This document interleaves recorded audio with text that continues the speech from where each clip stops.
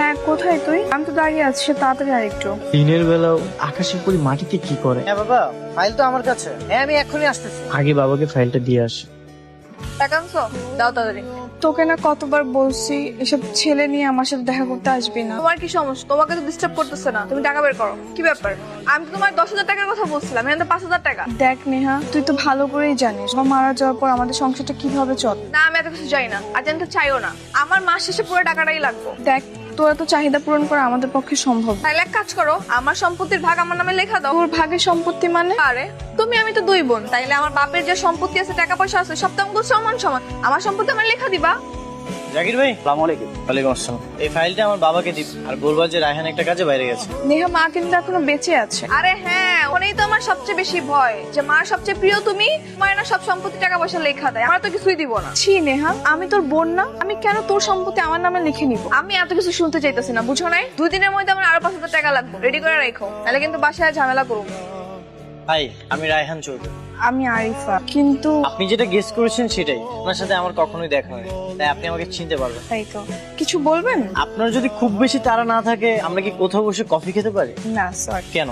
আমি অপরিচিত তাই? হ্যাঁ, আপনি অপরিচিত। আর তাছাড়া আমার কি তারা আছে? দেরি করে বাসায় গেলে আমি চিন্তা করবো। আমার মা আমাকে বাসায় না দেখলেই চিন্তা করে। আরে আমার সাথে তো বাইক আছে, যেটুকু সময় কফি শপে বসে লস হবে এটুকু সময় আমি বাইক দিয়ে বাসায় পৌঁছে দিয়ে পুষিয়ে দেবো। আমি কেন আপনার বাইকে উঠবো? কারণ আপনার তারা আছে তাই।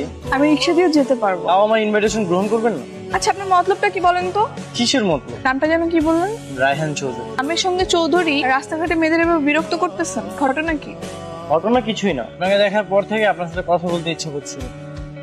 একটু দেখে চলতে পারেন না? আপনার জন্যই তো পড়েছি। আপনি ইচ্ছে করে কথা বলতেছিলেন, তখন না দেখে আমি পড়ে গেছি। উঠে দাঁড়ান, দোষটা যেহেতু আমার, তাহলে তো উপকারটা আমাকেই করতে হবে, তাই না? কি করবেন আপনি? এখন যেটা বলেছিলাম। আচ্ছা উঠেন না, আপনি উঠেন। রাগ দেখে তো লাভ হচ্ছে না, শহরে নিচের আর কেউ হেল্প করতে আসবে না। তাছাড়া আশেপাশে কোনো রিক্সাও নেই যে আপনি বাসে যাবেন। ঠিক আছে, তাহলে চলুন। রাখেন। আচ্ছা, আমি আপনাকে বাসার ভিতর পর্যন্ত দিয়ে আসি। না, লাগবে না।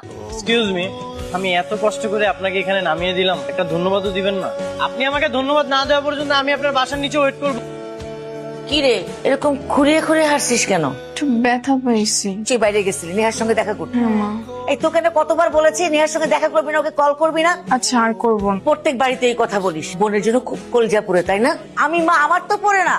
আচ্ছা, বাদ দাও না এখন। কি বাদ দিব? হ্যাঁ, মানে তো তোমার মেয়ে। খবরদার ওর কথা আর কোনোদিন বলবি না। ওটা যে আমার মেয়ে, এটা ভাবতেও আমার ঘৃণা লাগে, লজ্জা লাগে। আমার কোনো মেয়ে নেই তুই ছাড়া। আর রক্তের সম্পর্কে কখনো ভোলা যায় বলো? জানি, লোকের মতো তর্ক করবি না।